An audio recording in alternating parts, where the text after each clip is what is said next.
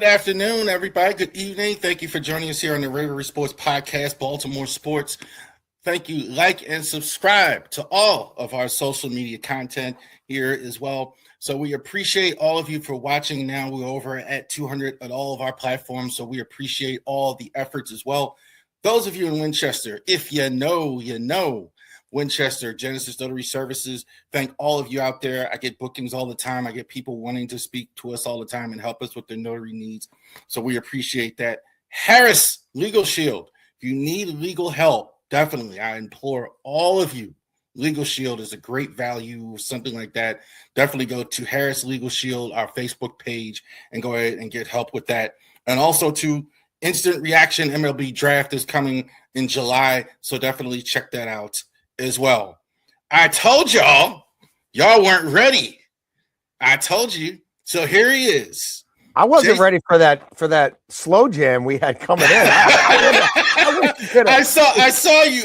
You kind of liked the song there. Go ahead. There's two things that struck me about the intro. First of all, I'm an idiot because I'm like, Ravori, like, is that like a corporate? Is that like a Ravori? And then Ravens comes across the screen and like it clicked for me. I'm like, oh, Ravens and Orioles. Because like my first question for you is going to be like, who's Ravori? Like, is he the money man behind this, or like is Ravori Sports like this up and coming sports company that maybe I need to get with? And then I'm like, oh, I like this jam. And then I'm like, oh, I just cracked the code for Ravori, so I don't need to ask Charles about Ravori. Duh. Now I figured it out. I think everybody does that too. Everybody does. They can't put two and two together like until they actually see a little better. Because I was like, Ravori. Is that an Italian company? Like, should I know who they are? Yeah. Okay. Then the Terps came across, and then it threw me for a second. I'm like, no, it's got to be Ravens Orioles. That's exactly right. Terps also too. We talk Terps here as well when we get a chance. So everybody, this guy obviously needs no introduction. This is Jason Canfora. This is the bad boy of Baltimore radio. We talked about him. Current NFL insider, has actually taken the time to sit down and talk with us. So thank you, Jason, for taking the time here on Saturday and going over this. I have been watching your new content. Let's get straight into the draft and everything like that. You seem to be more of a fan of it than I was in general. Ravens, Eric DaCosta, this is his thing. This is his muse. This is what he does, is the draft. For once, I think this was the first draft I didn't like. Tell the fans out there, what do you think of what the Ravens did in the draft? I mean, I gave it a grade of WTF. Like, I'm not going to sit here and do letters. You know what I mean? And that doesn't make sense. I kind of tried to look at the strategy and say, does it all compute? And so it was a little odd to me in real time because there was a donut to me in the middle. Like, we've got this Matabike thing, and who knows what that's going to be, right? So we've got a hole in the middle of our D-line, and we got a hole in the middle of our offensive line. And they took a guy at 14 who we all thought they'd take if he was there, especially if he was there and Proctor wasn't there. So I get it, but I'm kind of like, I don't know that doubling down on receiver and doubling down on tight end and not using those 8 picks in 5 rounds to double down on O-line and D-line. Like, I don't know if that draft capital, if that math is going to math for me. But then, so that's immediate reaction. And then you talk to general managers, you talk to people who've scouted these kids individually. Everybody who's paid any attention to Rayshon Benny loves him. So I'm like, all right, that might be a steal at D tackle. And I'm like, well, then I write at Ravens on SI, you better sign Calais Campbell or Daquan Jones, and you better do it this week. You better do it in the next 72 hours. And then they do it 24 hours later. So it's like, okay, feel a little better about that. And now the center thing, they're at least acknowledging that, like, yeah, we got it. Like, now I guess Eric's saying he might trade for one. Like, they've got, and they better address that like ASAP. But, I feel like Vega's going to fit immediately. Vega's probably, I don't know, he might be one of the 6 best players on this team. If you look at young, healthy, blue chip talent, like I think, even though he's just a guard, I think it's a big deal. I think one of these receivers will help more than the other. I think it's probably Surratt, the second one. I'm not buying the tight end room, honestly, right now still. I don't think there's a likely replacement on this roster. But all in all, like, I think in general, they deserve the benefit of the doubt. The one that I'm most skeptical on is that Zion Young is a pass rusher. because they've done this. Like they do this every year between 25 and 90, and none of them have gotten a second contract. Like, do I think he'll be a useful player for them? Absolutely. Will he make Hendrickson somebody that can get off his feet on early downs? And that's great. Do I think he's like, does it slide Mike Green into the role he should be in? Less is more, designated pass rusher. Yeah, it does all those things. But I think Eli Stowers has a chance to be a thing for the Eagles and unlock their downfield passing game right away as a big slot. And I think the Ravens, Declan Doyle needs all the help he can get. So, like, that's one where I'm going to look back. But, like, who knows? Like, even Vega or Bain, I don't know. Stowers or Young, I don't know. Lane or Dominique Orange, I think I know that one. I think it's Dominique Orange because I think the second receiver they got is probably going to make more of an impact than the first. But using all 11 picks, I would have liked to see them be a little more calculated with that and move around a little more than they did. But who knows, man? This is why, and you mentioned the 11 picks. This is why I've had more of a problem with the no center. To me, that's crazy. I don't know why people are going past that. That's a big deal. You have no idea who could play center. You, Corey Bullock, you have no idea. Penner, you have no idea. Wynn, you have no idea. And you drafted somebody in the 7th round. Why would you pass with 11 picks a chance to move up or even take them in the 2nd round, a center? So Linderbaum was too expensive, right? You're saying that's what you said. You're too expensive. Yeah. Couldn't do the 5th-year option. Couldn't franchise him. Couldn't, too rich for the blood. He leaves, and now you're like, well, we couldn't. This is the concern for me is this is kind of what we saw for years of wide receiver. They kind of said the same things all the time. Well, okay, we can't get these receiver prices. They want too much. The draft is too much, blah, blah, blah. They hold on to the value thing to the point of they'll leave a hole. Yeah. That's what always bugs me. The players that they drafted are, for the most part, fine. I think Lane was maybe a little high, but I think it'll be okay. I think, but well, go ahead. I'm sorry, you were going to say something. Oh, no. I mean, the center thing is a big deal. It's why, again, like Zion Young's got to be like, he's got to be a thing. Like, I think he's probably got to be more than a guy who sets the edge and looks okay on first down. Because, they left a hole short and long term at center, and I think they'll fill it short term. I don't know about long term. Even the other guard spot, like that's still just kind of being held together. That's a stopgap. I don't like their depth at anywhere on the offensive line. So, like, there were some kids who went in the middle of the sort of center from Duke, who's a jack of all trades, Parker. Like, they haven't filled. I got major issues with the offensive line. Period. And I think even if you look at the coverage of this draft and you look at sort of people who just don't always give them an A or a B plus right away, like people are saying they like it, but they don't love it, and like Baldy's like, boy, how'd they come out of this without a tackle anywhere? Because what happens if Ronnie Stanley plays 5 games and not 15? And we'll see, what else they do in free agency. But by taking Young where they took him, they missed out on a run at 2 critical positions, tight end and offensive line. And those are just facts. And we'll chronicle that over time. They got the sort of bottom of a run on developmental pass rushers / edge setters. And they missed out on 2 runs because they didn't pick between 45 and 80. And Eric used all 11 picks and made a calculated move in the 4th round, but wasn't willing to move up and bridge that gap. That's kind of the part that you have 11 picks. Why can't you? Again, he even explained it in the post draft. Hey, I had to trade 3 picks, 4, 5. You don't need 11. I agree. You're supposed to Super Bowl or bust. What are you doing? Yeah. Like you only get 7. You hold on to these comp picks because you want extra picks to have flexibility, and that's kind of more my thing with the draft. Like, okay. I do like Zion Young. I think he's a little high. I thought Jacoby Lane, I like him, but he's a little high. They filled the punter spot. They had to do that. They didn't have anybody. They let Jordan Stout go. And I do think some of the players they take, Chandler Rivers, I think it's a great value. my favorite pick.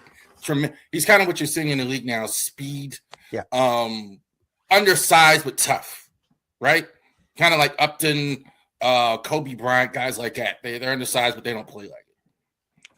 Well, yeah, I mean, they're putting so many athletes on offense in the slot now with two-way goes, and a lot of them are smaller and twitchy. So I'm sure they look at this and they probably saw some Tavon Young from back in the day. Like, they're going to – I mean, corner is another area where I still – again, if you're telling me they're winning a Lombardi trophy, I don't feel great about corner. I think Marlon's got to be in the slot, and I think Marlon probably will be in the slot, but that means we're going to ask a lot of, Awuzie. So – but yeah, I mean, look, them taking corners in that part of the draft, I'm willing to give them the benefit of the doubt on. I've seen the success. Like even the tight end thing, one of them will probably be better than we thought. It'll probably be the second one. But it's at the expense of some other things. And where I'm not willing to give them the benefit of the doubt, because I can go back to Jalen Ferguson and chronicle it, is Zion Young as a pass rusher. Now, you're going to tell me Jesse Minter unlocked Owe and he can unlock him? Okay. Like I'm willing to entertain that notion. But, like, I don't think Chuck Smith is terrible at what he does. I just don't. You know what I mean? Like, and neither do people in the league. And, like, Wink couldn't really do it, right? And McDonald, when he was here, like, it was scheme, but they didn't have an individual. Like, okay, maybe Matabike. But I'm talking about on the edge. So we'll see. I tend to think that kind of data matters. And this has been a blind spot for them. So. What do you think of Jesse Minter? We all know how you felt. You were pretty hard on John Harbaugh. A lot of fans towards the end, especially, were hard on Harbaugh. It was time. So, what are your thoughts here? Seeing what you see of Minter, I have noticed it seems like it's a little bit more of Eric DeCosta now. Well, he's here at the start. He put the staff together. Like he put the staff.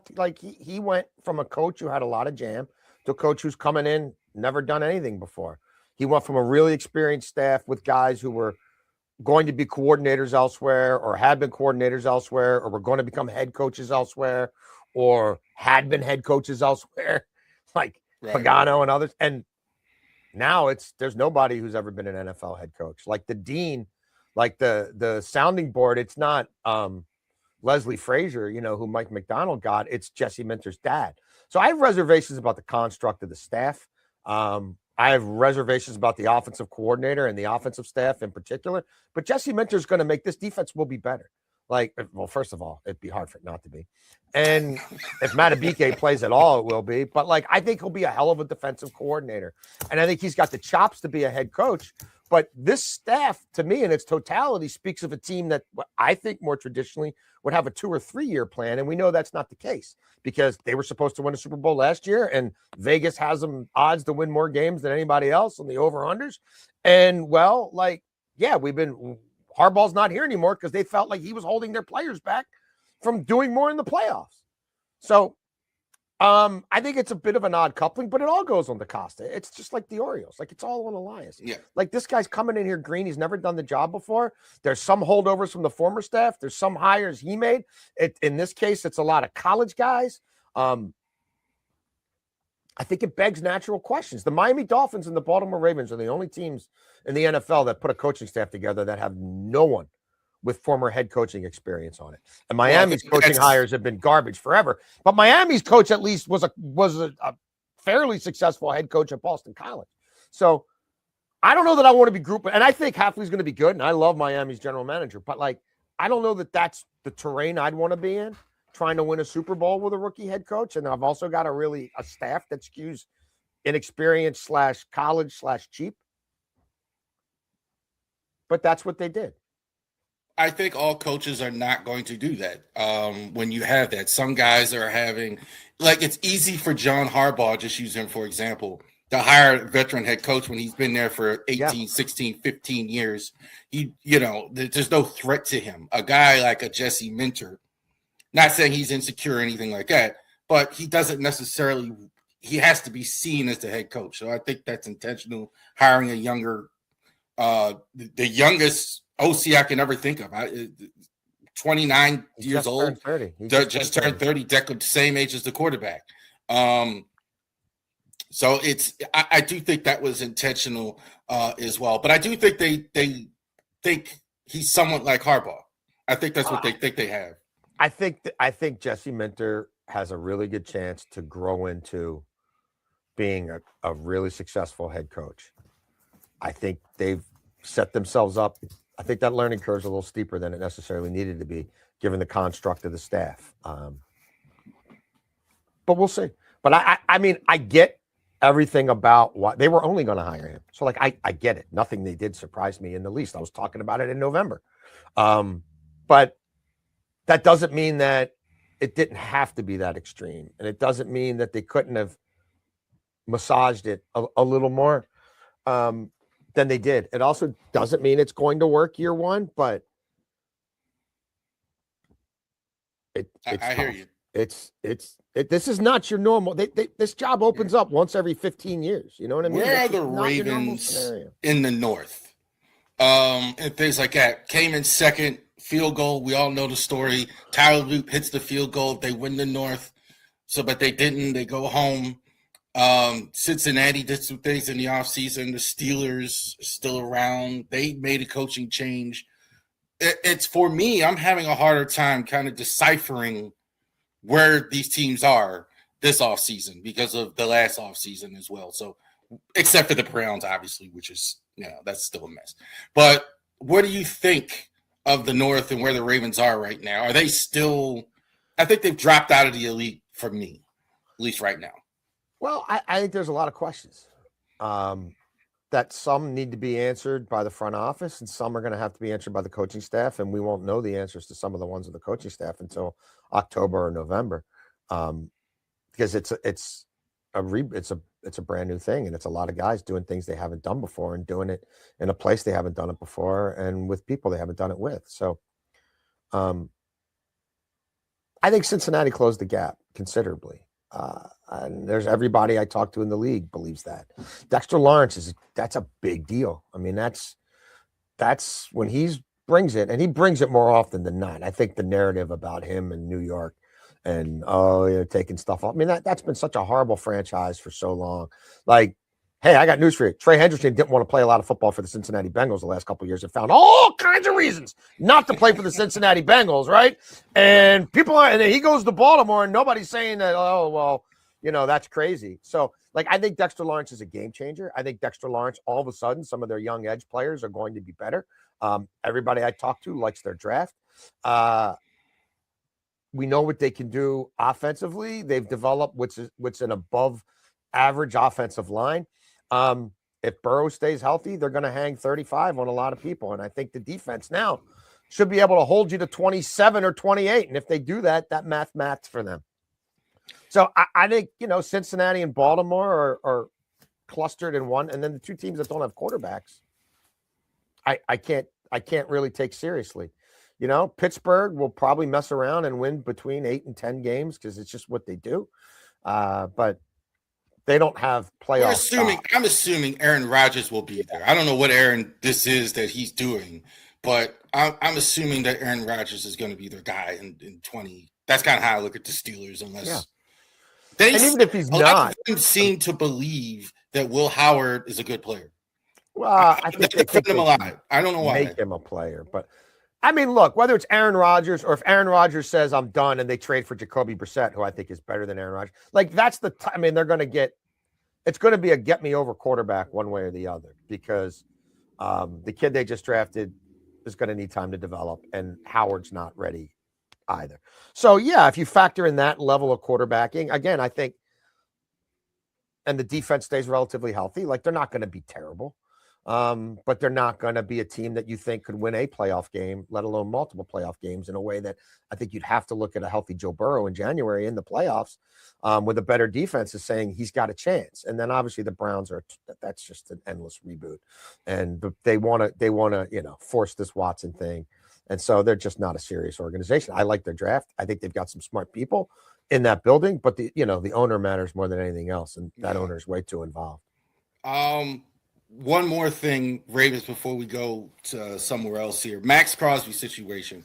What do you think about what happened there? I know they went and got Trey Hendrickson. What you've heard, I know you hear more things than most of us as far as the NFL. was this really what they said, the medical, or was it the Henderson thing that caused it? I kind of thinking it's Henderson, but go ahead. It's both. I mean, the Henderson's still there, so they've got it out. And then, hey, we can really dig in on this thing. And if we just aren't 1,000%, the guy just had a surgery. Everybody knew the procedure. Like they knew what they were getting into. Talked to other general managers who were in this thing. Like, they didn't make a push to look at him beforehand. The Raiders are complicit in this as well to a degree. They should have forced the issue medically, in that period of time between when they're agreeing to terms and to when he actually gets in the building. We have ways now to fly. We've got private planes. We've got billionaires. Like, you could get your doctors to him. The Raiders should have given them a window and expedited things, and they didn't. And the Ravens took advantage of it because Trey had a soft market. The idea that they were ever going to sign both of them is the most ridiculous thing I've ever heard in my life. And the idea that they thought, that they didn't think that there was going to be projection and concern with a guy who still wasn't fully cleared from a surgery. In the end, do I think that they got the math right in the end? I think they did. And that doesn't mean that I think Hendrickson's going to be what Max Crosby is or even close to it. But Hendrickson, with a Zion Young, with a Mike Green maybe coming along a little bit, now with a Calais Campbell in the building, I look at that defensive front, and now with Matabike maybe coming back, yes, but he's 31. He brings injury concerns as well, and he's not an every down defender at this stage of his career, and he wasn't a great every down defender. Sorry, he's a pass rusher. And they need a closer, and he's been a closer. So I think the maths for them in the end, but they took advantage of some market forces, and they should have. But I mean, nobody's buying what they were selling about. But do you think the trade would have went through had it not been for Henderson? Because I think that was fact. Yes, no. I think because of it, the deal didn't look so good anymore when they could just say, okay, let's keep this pick and go. Oh yeah, they had a fallback plan. They get gouged more in free agency. The league is like, wow, the Ravens are really trading 2-1s for Crosby off of surgery. Like, are they sure? And then Hendrickson's sitting out there, and he wants to come here because he's got a thing for Mike Brown, and the money's less than you thought it was going to be. And boy, we could really use those picks back now, boss. Like, I think it's a confluence of events that ultimately led them to what I think was a sounder decision. But no, I'm not buying their Monday morning quarterbacking of it. Okay. All right. So thanks for that. Let's go. Let's talk Orioles here because we are in baseball season. We're about a month in. We're doing this on May 2nd. Orioles didn't look like the same. They belonged on the same field with the Yankees last night. I mean, it just didn't look like they didn't look like they belonged in the same field with the Guardians. They didn't look like they belonged in the same field with the Red Sox, who were going to fire their skipper no matter what happened, even if they won 17-1. Right. So I don't even think it's about the Yankees. They played a soft schedule, and except for a couple of games at home, they haven't looked like much of anything, period. What do you think the biggest issue is right now? The general manager is still the general manager. And he promoted 16 buffoons who work for him and gave them more money and more power. And he's bamboozled this ownership group like he did the last one. And he's the systemic rot that will prevent them from ever being close to what they could be. Oh, well, you got straight to Elias. Okay, so let's stay there.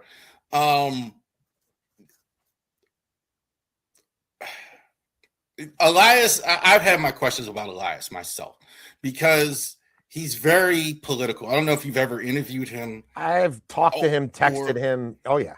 I've never had a bad personal interaction with him. I just stopped taking him seriously at the 2023 trade deadline. And by the 2024 trade deadline, if you knew anything about baseball and you cared about this team, you would have started to say the emperor has no clothes. And then since then, it's just been a free fall. The team hasn't. A lot of fans are getting restless now because no longer you have this minor league system, right? These guys are up. Your minor league system is pretty much cleaned out. You got one top 100 prospect, Nate George. A lot of these guys that are up haven't performed. Yeah. Frederick's great, but they're all a few years away. I can't wait to get the new ballpark at Frederick. I like that roster. I like that team. I like checking them out on MILB TV. But Bowie, not much. And AAA is their AAA team is what most AAA teams look like, not the Norfolk team from 3 years ago that had a bunch of 20-year-olds on it. Injuries again are a thing though too. Like we're seeing a ridiculous amount. No Trevor Rogers, no D. Kramer, Zach Eflin. You got guys, Ron Housey again yesterday, DL, things like that. So I think that factors in as well. Why are we seeing so many injuries? I think baseball, like on this team in particular, it's just bad luck or good fortune. Well, I think I saw more teams than not have at least 8 people on the IL. I mean, pitching's a problem everywhere. That's why you have to know how to evaluate it. You have to know how to develop it, and you have to be willing to pay for it. He doesn't do any of those things. So, I mean, why is Sagano pitching in Coors Field, a guy who threw meatballs here? How is he in Coors Field and he looks twice as good as he ever did here? How's that possible? Like, why did Flaherty leave here and then pitch well enough to get himself paid a couple other places? Now he's back to being what he was, but like, I mean, we could go on. Halsey's an older closer who said that he had some physical ailments and tipping pitches last year that were a problem for him. Well, I mean, duh. Eflin had back surgery. The league didn't want Eflin. The Rays, I said it in real time, the Rays knew Eflin was a ticking time bomb when they traded him here. And then they get a couple of good months out of him. He spends a whole year on the IL. He has surgery, and then they re-sign him on the cheap. I mean, I'm supposed to be shocked that he's hurt. I mean, Rogers, they're saying he's got the flu. So, I mean, what the hell? What are you going to do about that? I mean, so. Well, Rogers, it'll only be a couple of days from what we're hearing that Rogers. Yeah, so, I mean, that's a different thing. I mean, like, he signs older guys. He signs them on the cheap. He's always looking for value. So I don't know why. He fired a trainer who was here for 40 years, who everybody loved, never gave an explanation, never gave a press release, never forced to explain what this new regime could do in terms of rest and rehab and recovery. No one's come off a major pitching surgery and been the same. No one. Not John Means. Whatever happened to Grayson. Let him throw 90, 89 in a spring training game in Fort Myers, and your skipper's not there to see it for himself. The Grayson situation. That's a professional organization. That's not Bush League. Radis, John Means, like, who comes back from Tommy John on a normal schedule around here? What did they do to Tyler Wells? Yo-yoing him, and I mean, like, so no, this isn't bad luck. This isn't the roll of the dice. You set the odds with how you set that crap sport up. Right. He's always taking chances. He's always risky. Like, oh yeah, well, we've got 7 or 8 guys. Yeah, but I can give you Rogers was never going to be that good again. Eflin, counting on Eflin and bringing him back was stupid. Said it in real time. Like, Bassett looked pretty good with Toronto last year. I get it. Mm-hmm. But when you sign 35-year-old pitchers, usually you do it a year or two too late. Like, I didn't like the Halsey thing. I'm like he's a 2-pitch guy. The league killed his fastball. Like, I don't think his command's what it was. Like, he's been pretty good. Am I shocked that he's on the IL? No. Like, was I shocked that Kimbrel didn't work out? Like, these are all, like, was I shocked that Cole Irvin didn't work out? Well, I gave him the benefit of the doubt on that one. But, I mean, we can go through. Gibson the second time. Sagano. Like, Lyles. Like, what? Charlie Morton. Let me push back a little bit. So the Orioles, you think it's a case of a team that could not afford? Do I think that they cannot afford whatever? Because this is what's happening in baseball right now. So you signed Samuel Basallo early, right? We don't know for sure if he's any good.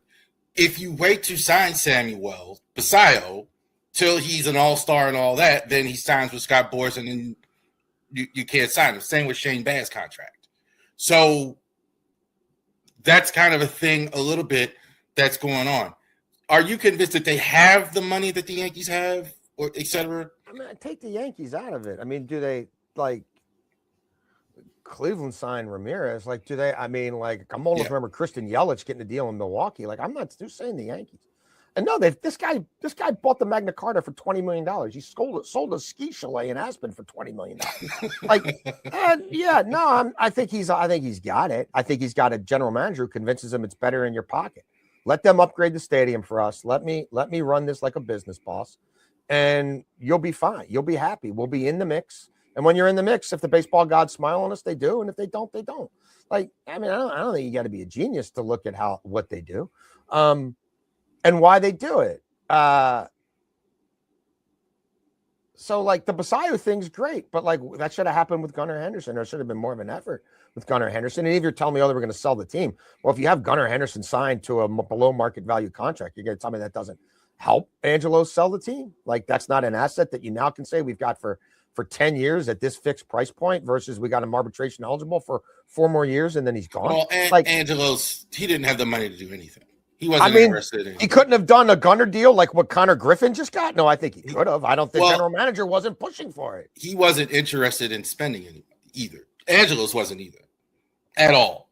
Like he didn't have like the whole Masson contract thing tells you like they didn't want the kind of deal, the Wander Franco deal, those kind of deals. They absolutely could have done. They absolutely could have done. Now it would have taken the general manager to really make it his priority and work it. But yeah, a Basayo deal in present day money 4 years ago for Gunnar when he's called up in Cleveland. Of course, yeah, you could have. It's the Pirates just did it with Connor Griffin. Right. So, I mean, I don't think it's about like money's a convenient excuse for him. Finishing second, he just wants to be close enough. It's the same thing in the negotiations. Oh, well, we were around Corbin Burns. Oh, well, we were around Fromber. We were in the mix. Like that's his whole MO. That's his brand. And he's a charlatan, and they're going nowhere with him pulling the strings. I mean, it's a horse. It is a terrible baseball product 3 to 4 days a week. It just is, and it just has been. Their player development system sucks. I said years ago, you better figure out where guys fit in the major league level, and you better let them play thousands of innings at that position. Don't move them all over the place. They keep doing it. Some of your starting pitchers better throw into the 7th inning in the minors a few times before you ask them to do it for the first time at Yankee Stadium with a season on the line. Like, but there's no checks and balances there. He's such a genius. They didn't bring anybody in from the outside. I promote 16 people. I create a GM position that I'm not even going to fill. Is he making the lineup card? Is he making the lineup? He's involved in everything. He's involved in everything.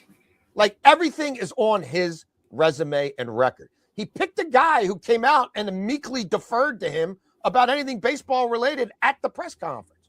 So, I mean, it's all on Mike Elias.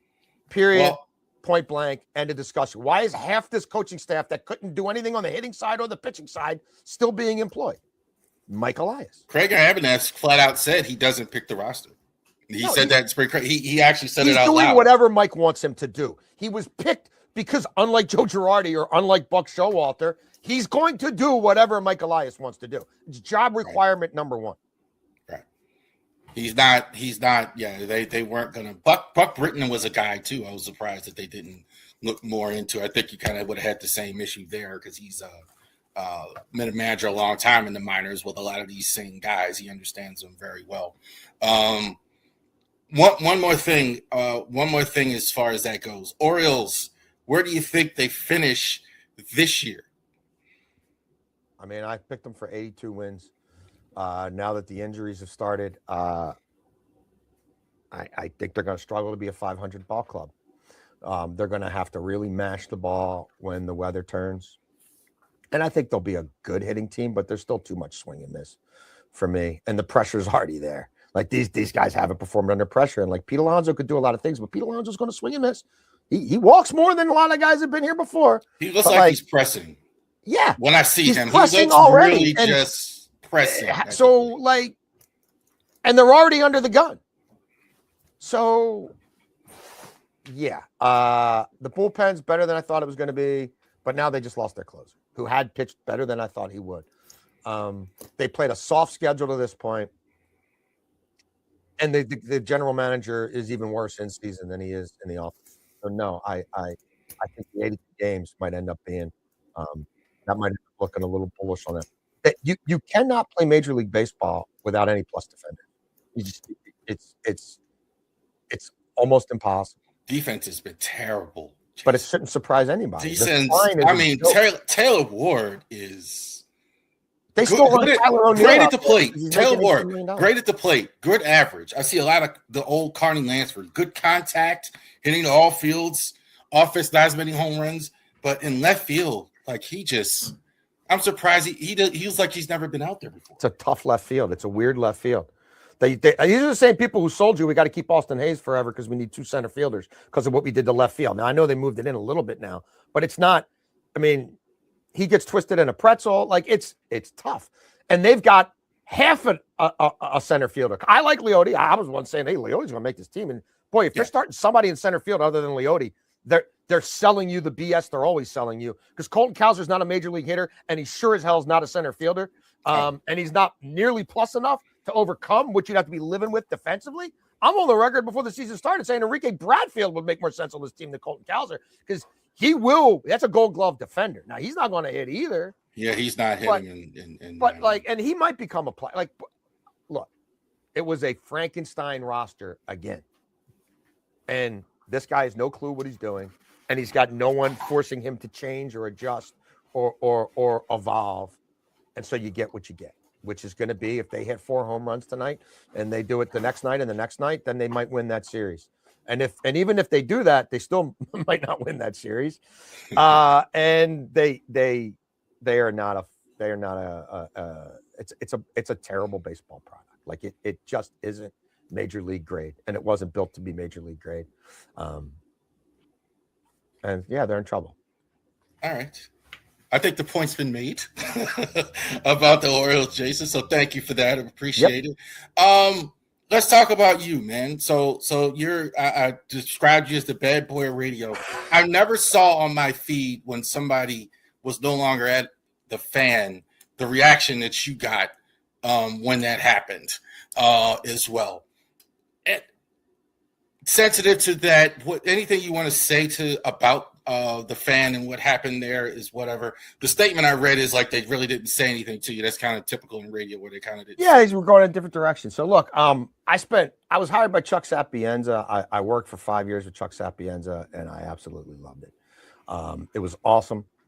It was cool to get a chance to sort of have my own show or sort of dictate and drive a show. I think we did some awesome stuff. We had a run where the ratings were phenomenal. And Chuck left, and then, they decided a year later that they wanted to go in a different direction with me as well. And that's totally their prerogative. And I love what I'm doing. I couldn't love it any more than I do.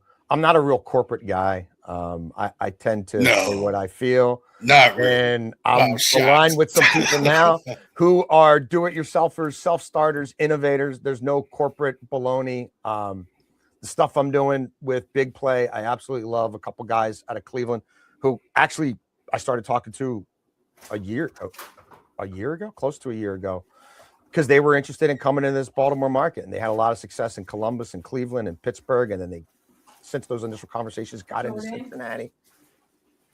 Are we good? Or yeah. Oh, and so it's a perfect vehicle for me to be able to do the show 5 days a week and hammer in a half hour or 25 minutes the points we need to make. It's all killer. It's no filler. The chance to write live columns again off Oriole games at Orioles on SI. I mean, I'm writing so much, and that's ultimately what I always consider myself and what I do. And when you're writing as much as I'm doing and you're reporting as much and you're talking, you have time to talk to people the way I do now because I'm not in that studio for 5 hours a day. Right. I feel like I'm on fire, brother. Yeah, I hear you. And when you write it, when you've already spent a couple hours formulating a 1,000-word column and then you get a chance to talk about it, your mind, like, you know what I mean? You've already synthesized it. Like the coming across visually and sort of emoting it, I just feel like I'm so prepared. And so I wouldn't change a thing. Everything happens for a reason. I love what we're doing. We were only a couple weeks into the digital show. It's going amazing. We're going to have more great guests. I'm going to be able to do more O stuff through the summer. So I'm fired up. The Daily Flock show at the Daily Flock on Twitter. I've seen it. Yeah. YouTube.com/@Bigplay Baltimore. It's awesome. I mean, I do have one more question. I did want to ask you if I ever got to meet in that sense. Do you worry about how that you just destroyed Michael Elias there. Most people don't have the courage or it's all based in fact. I'm not saying you're wrong or right, but it's, do you worry about how you're perceived or in general, or how people, there's plenty of people in this market that there's every flavor of ice cream, and I'm the authentic me all the time. And it's backed up by reporting and not just being spoon-fed what the organization tells you, but knowing baseball agents and knowing still from my time covering baseball, some people in the industry, and having instincts and chops from covering teams and leagues as long as I have. And especially in football, being able to in real time text multiple general managers and then get a little bit of what's going on and then spend hours with some of them on the phone over a weekend while they're cleaning their office, getting the unfiltered information. And these aren't people who, they have an agenda, they're another team. No, I have decades-long relationships with these people. They're not in it to make me look stupid. They're basically helping me, and by helping me, they're allowing me to have this conduit to give you unfiltered, true, real takes on what's happening in real time and how it projects. And so, no, man, I'm not going off the cuff. I'm not sitting there, staring at boobs on Instagram and hey this and hey that. I'm not telling fart jokes. You know what I mean? I'm locked in, and I'm more locked in than ever on these teams. So, what I'm saying is backed up in reality, and it's and again, bad boy radio. Again, if that counts, then I think that's not what anybody else said. That's what I mean. Let's think about that, because again, I've been all over the country. I've been on radio stations all over the country. I've done national radio. And for these teams, especially last year, to be the biggest underachiever in the NFL, no argument to be made there. A historically significant underachiever. And the baseball team to bottom out even more, and to be backed by facts and educated opinion, including people in those buildings as well, who know that, man, what we're doing, if we keep doing it, ain't going to change, ain't going to get better. We're not going down the right road. I gotta be me. Where does your love of passion of sports come from? That's another one. You've been life. I don't think I know how to do anything, or you ever see Cobra Kai? The guy, what was it, Johnny? He's just sitting around as a bum. He started the dojo. What else did he know how to do? Right. That's kind of what it is for me. So where does your love come from of the game? I just love playing sports and watching sports all my life. I think it was just innately in me. I grew up across the street from Patterson Park. That's all. I mean, that's all we needed. I mean, anything we wanted was there. We got football goalposts. We got soccer goals. We got, we got home plate. We got baseball diamonds. We got tennis courts. And so that was it. Morning, noon, and night. We were there. Saturday morning, walk up the street, go to my cousin Todd's house, watch the baseball bunch, watch This Week in Baseball, play wiffle ball in the alley, and then go play gully ball in the park, and then go play hardball in the park. And, if it's soccer season, soccer. So I don't know, man. It was just always a passion. And I knew I wasn't going to be good enough to do it at a very high level, but I knew I wanted to be around it. And I loved reading the papers. And it was awesome when Baltimore was a multi, newspaper town. And I mean, it sort of is now, but it's just so different. So yeah, always wanted to read about sports, always wanted to watch sports. What do you think of the banner? Since you mentioned that, I wasn't going to ask that. Awesome. What do you think? I think the banner is really doing a great job. It's awesome. I mean, I champion, what they're doing and what they believe in. Ted Ventrullis all the way down. It's good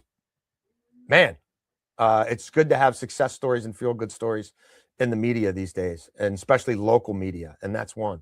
So yeah, I've been a fan since day one. So what is it like being an NFL insider?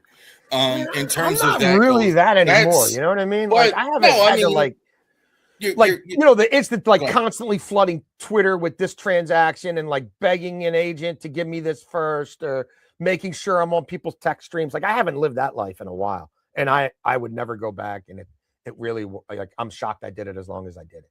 Chris Broussard kind of said the same thing, going down that path at the NBA. It's a no sleep life. We just seen Adrian Wojciechowski kind of retire from that. Well, and I mean, what no is sleep. it? Like, what you're getting stuff 20 minutes before it's on a press release? Like, you're getting it 7 minutes before it's on the team's Twitter feed? Like, I just, and so much of it is inconsequential, and it's not really reporting. It's just complete transactional journalism. But I mean, now I love it because, and even when I was doing it at the Washington Post before that, unfortunately, sports department met its demise, although I guess it's somewhat back now. Like, the chance to talk to people and take time and craft a story and use your sourcing and use advanced analytics and put it together into something that hopefully makes people learn something or think differently or anticipate trends and things that are going to come way beyond this guy was signed to a practice squad. Like, you know what I mean? Or they signed this guy to a 2-year extension that you knew that was going to eventually get done anyway. So and now to be able to do it on these teams and have the forum on SI to do it, like, I feel like this is what I was meant to do. Like, I feel like this is, you couldn't have really crafted something better than this for me, especially at this stage of my life and where what I'm passionate about and what I really want to do. This is it. So where do you see this taking as well? You answered that a little bit there, but you're doing this new venture. Trust me when I tell you, I know how exciting that is coming from a corporate environment. It's like my first year doing Ravori Sports podcast. I was like, oh my God. I never got farther than really a radio intern. You know, I was just doing copy, now I'm like deciding everything for that. Yeah. So what's it like for you now actually being in the corporate space at the highest levels of television and radio? Now you're creating your own everything. Or how's that? Where do you see this going for you as well? I don't know. I mean, I'm only a month into it. You know, I'm a month into writing for on SI, and I'm 2 weeks into the digital show.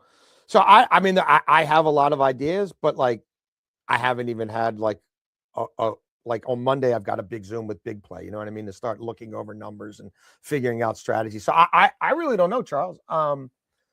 Like, I love working with these guys. They see the world like I do. They're go-getters. They're innovators. They're not caught up in this is how this is done or this format or that format. They've had a blueprint that's worked in other cities. I don't see why it couldn't work on a bigger scale in this city. You know, I'm freelancing for a lot of people covering the NFL nationally. I didn't know if I would like that. I love it a whole lot more than having to hit this particular deadline for these guys all the time. So that's going great. You know, I created a year ago this gambling show that, I mean, I enjoy doing it. It's awesome talking to Ben every day. That's like, a shirt you got on. Want to bet? Yeah, want to bet. Yeah, you know, yeah, so like that. I want to be creative. Like, I don't like having to fit into somebody else's box and try to make it my own. I'd rather make my own box. You know, when you're a beat writer, you're really your own entity. Like, yeah, you have editors and stuff, but you've got to know the stories you want to write. You've got to develop the relationships with the people. You know, when you're in the office, you're doing expenses, and then you're back out on the road, or you're at the game that night, or you're at the morning skate, or you're at batting practice. So like, that's where I learned how to write and report and interview and all that stuff. And so you're always kind of a lone wolf a little bit. And I just think my personality is probably wired that way as well. So at age 52, to be able to do this now, like, I'm just enjoying it. You know what I mean? Like, to be able to decide at 2:00, I'm just going to go sit outside, you know what I mean, with the dogs in the sun for 45 minutes, you know, before I pick my son up. And then we're going to play some wiffle ball after school and go get some Ritas. And I can do, you know, a couple hours of writing and reporting while he's asleep or whatever. Like, it's just, you know, we're down to one in the house. We're getting a little closer to empty nesters than I probably would want to actually get my head around. So I don't know, man. I'm just relishing this. Like, and I feel so energized, and not having, you know, PR people in corporate suits and people halfway across the country, you know what I mean, breathing down my neck or worrying about, oh, what if he tweets this? What if he tweets that? God forbid he tells the truth. Like, I'm just I feel so unburdened by that. You know what I mean? And like, I'm just loving it, brother. I don't know what else to say. Would you go back if the right offer was to come to and even despite of what you just said, but things like that, I think a lot of us, like in social media and everything, kind of struggle with that. Would it be something that you would Do you want to? You don't want to disqualify yourself from that, right? Can you hear me? I don't. I mean, I do. I see myself doing 4 hours of terrestrial radio for anybody ever again. In that format, no. Now, like in a different entity, like WTMD doing a sports radio show, maybe like not 4 hours, but like it also incorporates music, like to where I'm like I like now let's create our own thing that's sports and music and it's different and it's also cultural and it's whatever. Something like that. That might be my kind of jam. But like that's sort of where my headspace is now. Like I going into a preordained radio format, I don't know that would interest me. I mean, who knows? You know what I mean? Like right place, right market, maybe. But that I'm more interested in this sort of digital thing and then creating something different. That is my own show, my sort of creation, and would it definitely heavily involve like music. I wasn't expecting you to say that about the music. I haven't heard you talk about that or anything like that. What type of music do you like there? What would you say? We're about the same age, so maybe we got some of the same. The best of any genre, any and every genre. Eminem guy. I don't know if Eminem would work on the radio nowadays. Like for me, no, I mean, you kind of like the song, the intro absolutely. When we came in, so a little neo. Yeah, there.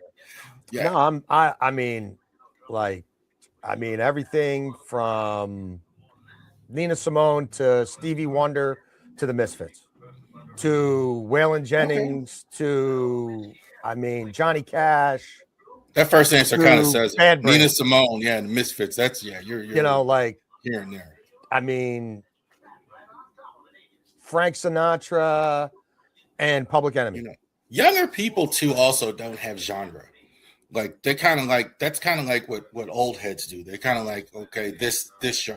Now like young people, yeah, they kind of do that. They kind of like listen to my daughters. Doesn't really matter the genre of music that they listen to. They're that's not great. One or the other. Yeah, I'm all for it.